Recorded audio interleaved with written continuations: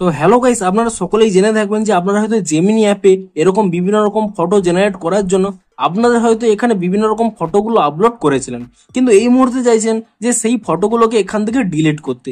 কিন্তু যখন এর উপরে ট্যাব অ্যান্ড হোল্ড করে নিচ্ছেন, এখানে দেখুন কোনো কিন্তু এখানে ডিলিট অপশন কিন্তু শো করছে না। তো আপনাদের যদি এই প্রবলেমটি হয়ে থাকে এবং আপনারা চান যে আপনাদের যে সমস্ত ফটোগুলো আপলোড করেছিলেন তা ডিলিট করতে, তো তা কি করে করতে পারবেন সেটাই জানাবো আজকের এই ভিডিওটিতে। তাই জন্য কিন্তু পুরো ভিডিওটি অবশ্যই দেখতে থাকুন। তো তার আগে ভিডিওটিকে অবশ্যই একটি লাইক করে দিন এবং এই চ্যানেলে যদি আজই নতুন এসে থাকেন এখনই চ্যানেলটিকে সাবস্ক্রাইব করে রাখুন এরকম নতুন নতুন ভিডিও দেখার জন্য। তো দেখুন, আপনারা যদি এই জেমিনি অ্যাপের মধ্যে আপনারা যে সমস্ত ফটোগুলো এখানে আপলোড করেছিলেন তা যদি আপনারা এখানে ডিলিট করতে দেন, তার জন্য কি করবেন দেখুন, আপনারা কিন্তু এই ফটোটির উপরে ট্যাব অ্যান্ড হোল্ড করে নিলে এখানে কিন্তু শুধুমাত্র কপি এবং এডিট অপশন পাবেন, এখানে কিন্তু কোনো ডিলিট অপশন পাবেন না।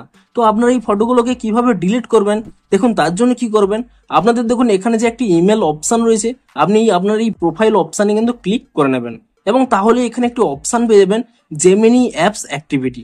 আপনি কিন্তু এই অপশানে এখানে ক্লিক করে নেবেন এবং তাহলে কিন্তু এরকম একটি পেজ ওপেন হয়ে যাবে। আপনারা কি করবেন, এখানে কিন্তু নিচের দিকে স্ক্রল করে নেবেন, তাহলে দেখতে পাবেন এখানে একটা ডিলিট অপশন রয়েছে।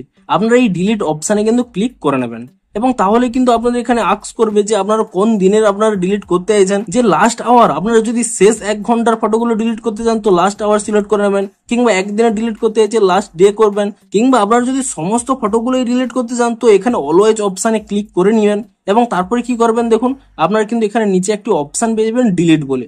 আপনি এই ডিলিট অপশানে ক্লিক করে নেবেন এবং তাহলেই দেখুন ডিলিশন কমপ্লিট।